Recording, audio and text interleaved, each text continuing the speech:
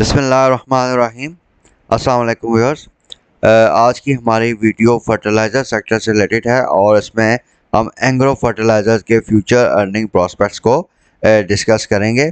So this video is intended for those investors जो कि dividend paying stock को prefer करते हैं और लॉन्ग टर्म इन्वेस्टमेंट हॉरिजॉन में अपनी इन्वेस्टमेंट्स को रखते हैं और उनकी प्रेफरेंस होती है कि अपने पोर्टफोलियो में ऐसे स्टॉक्स रखें जो कि अच्छी डिविडेंड यील्ड और अच्छी डिविडेंड पेमेंट रखते हों।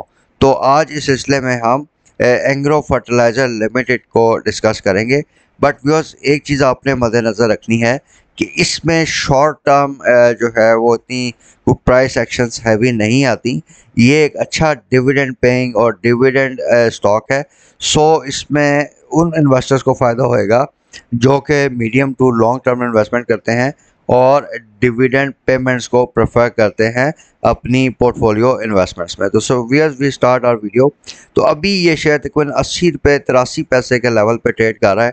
अगर हम इसका 1 ईयर का हाई लो एनालिसिस करें तो इसे तकरीबन 100 रुपीज़ प्लस का भी लेवल टच किया और इसमें जो भी रिसेंट इसके लॉस बने हैं वो तकरीबन 77 रुपीज़ के हैं। तो ये अपने लॉस के तकरीबन बिल्कुल करीब ट्रेड कर रहा है। और अगर हम इसकी 52 ईयर्स रेंज देखें तो इसका जो लो लगा 68 रुपीज़ 10 पैसा था और हाई से 102 रुपये 40 पैसे का रखा। तो अभी ये काफ़ी जो है अपनी लोअर साइड पे ट्रेड कर रहा है और काफ़ी अट्रैक्टिव लेवल्स पे है।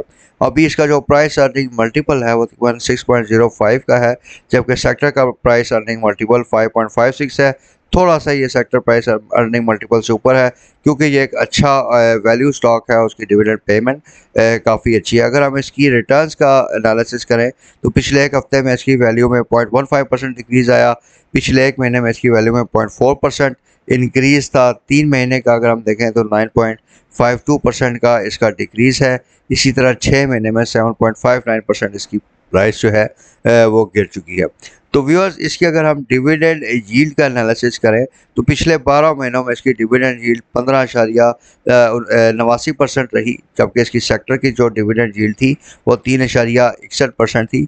डिविडेंड यील्ड में अपने उन व्यूअर्स के लिए जो थोड़ा सा फाइनेंशियल कॉन्सेप्ट इनका नहीं है इतना, तो उसमें आपको एक्सप्लेन कर दूं कि डिविडेंड यील्ड का मतलब है कि जितना कंपनी ने डिविडेंड पे किया divided by the market price. यानी अगर आपके पास 100 रुपये आपने इन्वेस्ट किया है तो कंपनी ने आपको एक साल में उस पर 15.79% रिटर्न पे की है। तो व्यूअर्स, इस वीडियो में मैं आपके साथ एक दो डेवलपमेंट्स इसमें हो रही हैं, मैं आपके साथ शेयर करूँगा, जिसमें इट इज़ एक्सपेक्टेड कि अगले 1 से 2 साल में इसकी जो डिविडेंड यील्ड है वो इस यानी 16% से इंक्रीज होकर तकरीबन 27% तक जा सकती है। सो इस वीडियो को आपने एंड तक लाजमी देखना है। तो व्यूअर्स, 5 साल का अगर हम इसकी डिविडेंड पेमेंट का एनालिसिस करें तो एवरेज पर ईयर इसकी जो डिविडेंड पे आउट है वो 12 रुपये 40 पैसे की बनती है। व्यूअर्स, ये इसकी फाइनेंशियल परफॉर्मेंस का एक ब्रीफ सा सिनॉप्सिस है। इस पे मैं आपसे प्रॉफिट बिफोर टैक्स और प्रॉफिट आफ्टर टैक्सेशन के सेगमेंट्स पे आपकी तवज्जो चाहूँगा।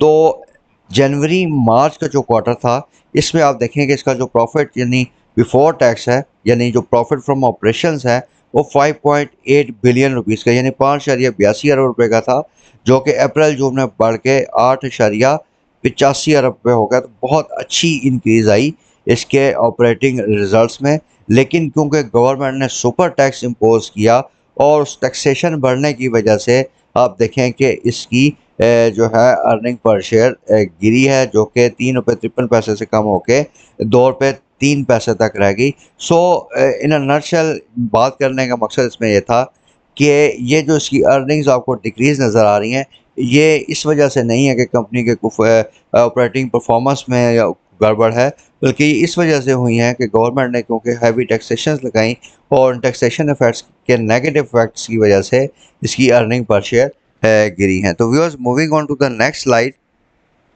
ये सभी मैंने टैक्स की बात की तो साल टैक्स ईयर 2022 के लिए फर्टिलाइजर सेक्टर पे 10% का सुपर टैक्स गवर्नमेंट ने इम्पोज किया और टैक्स ईयर 2023 के लिए ये 4% का सुपर टैक्स जो है वो इम्पोज किया गया है, जो कि आगे फोर्सिबल फ्यूचर तक सो फार जो उनके नोटिफिकेशंस हैं उसके मुताबिक ये चलेगा। इसके अलावा ये जो एडिशनल टैक्स आपको मैंने डिस्कस किया, इसका जो है नेगेटिव इम्पैक्ट आया है इसकी अर्निंग्स पे, और इस टैक्स का इफेक्ट कंपनी ने अपने कंज्यूमर्स को पास ऑन नहीं किया। समटाइम्स इस तरह होता है कि कंपनीज की अगर टैक्सेशन बढ़ती है, उनकी कॉस्ट बढ़ती है, तो वो उसका इफेक्ट जो है वो अपने कंज्यूमर पे पास कर देते हैं। But so far agro fertiliser ने अपनी प्राइसेस टैक्स की मद में नहीं बढ़ाई, और अभी तक उन्होंने इसको क्लाइंट्स को पास ऑन नहीं किया है। तो व्यूअर्स, इस शेयर में अब थोड़ा सा रिस्क की बात कर लेते हैं कि ये जो अभी रिसेंट फ्लड्स आए हैं, इसमें जो कल्टिवेबल लैंड यानी काबिल काश्त एरिया है उसको काफ़ी डैमेज हुई है। और क्योंकि अभी ये फसलों का सीज़न था, तो काफ़ी ज़्यादा ज़रूरी रकबा जो है वो अभी तक ज़ेर आब है। तो उसकी वजह से इसकी जो डिमांड है वो शॉर्ट टर्म में काफ़ी इफ़ेक्ट हो सकती है, but in the long term ये जो शेयर है काफ़ी बेहतर परफॉर्म कर सकता है। तो जिस तरह के वीडियो को मैंने शुरू में आपको बताया कि ये डिमांड जो इसकी कम होगी, इसमें अगर आपको ये थोड़ा सा नीचे लेवल्स में मिले तो you can definitely go for its accumulation. तो उन लेवल्स पे आप इसकी एक्यूमुलेशन करें, इंशाल्लाह medium to long term horizon में ये आपको एक बहुत अच्छा गेन देगा। तो व्यूअर्स, अभी डिस्कस करते हैं वो फैक्टर जिसकी वजह से हम ये एस्टिमेट कर रहे हैं कि एग्रो फर्टिलाइज़र्स की अर्निंग्स जो है, डिस्पाइट कि ये जो थोड़ा सा शॉर्ट टर्म 3 से 4 महीने का आएगा, इसमें इसकी जो डिमांड है या सेल्स गिरेंगी, लेकिन going forward agriculture sector overall अच्छा परफॉर्म करेगा। उसके साथ साथ जो फर्टिलाइज़र सेक्टर है उसकी भी परफॉर्मेंस बेहतर होगी, और ख़ास तौर पे हम एक ऐसा फैक्टर है जिसमें देख रहे हैं कि ई फर्ट ख़ास तौर पे बहुत अच्छा परफॉर्म करेगा, वो है यूनिफॉर्म गैस प्राइसिंग।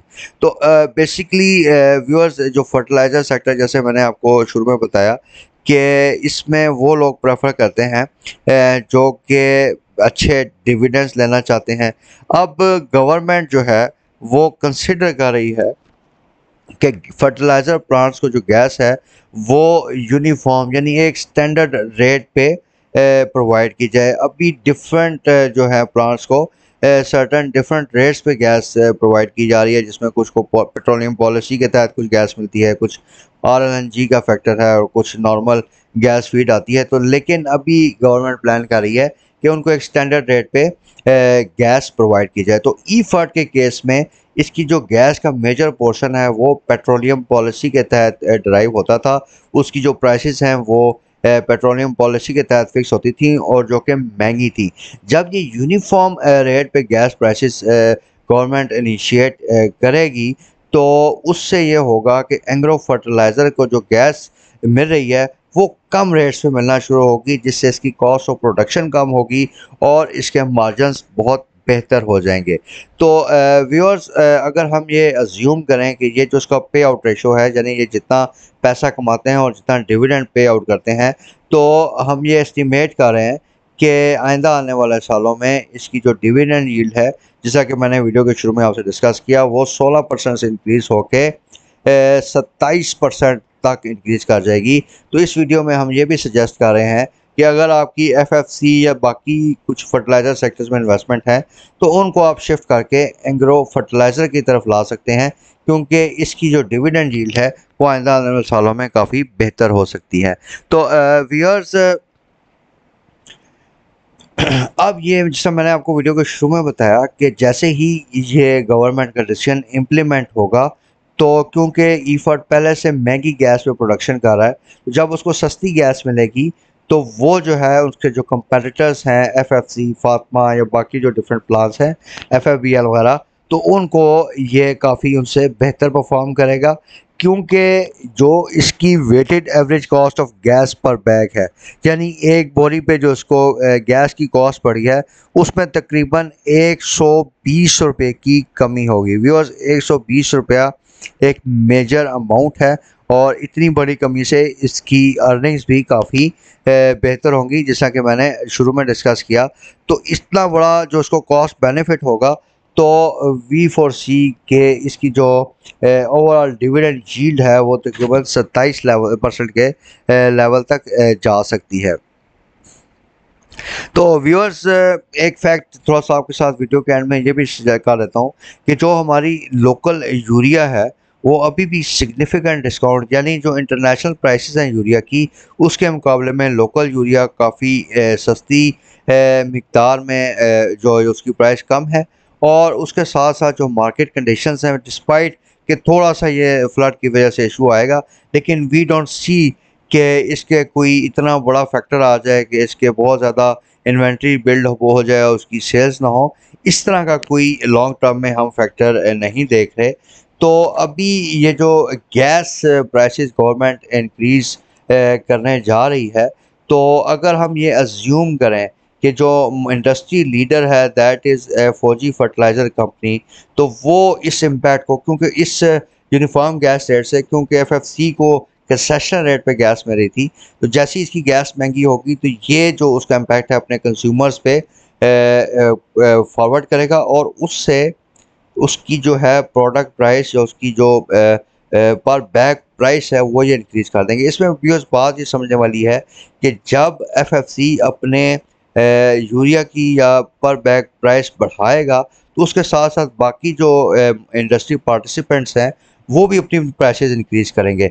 लेकिन एफएफसी के केस में ये होगा, क्योंकि इसकी कॉस्ट ऑफ प्रोडक्शन बढ़ेगी, तो ये सिर्फ अपनी कॉस्ट ऑफ प्रोडक्शन को जो इंक्रीज आएगी वो पास ऑन करेगा अपने कंज्यूमर्स को। लेकिन जो एग्रो फर्टिलाइज़र का केस है, इसकी तो जिस तरह मैंने वीडियो के शुरू में आपसे डिस्कस किया कि प्राइस जो उसकी कॉस्ट है वो कम हो रही है, लेकिन इसके साथ साथ ये क्योंकि एफएफसी ने अपनी प्राइसेस बढ़ाई, तो ये भी अपनी जो प्रोडक्ट प्राइस है यूरिया की प्राइस उसको बढ़ा देगा, तो इससे उसको काफ़ी एडेड एडवांटेज होगा।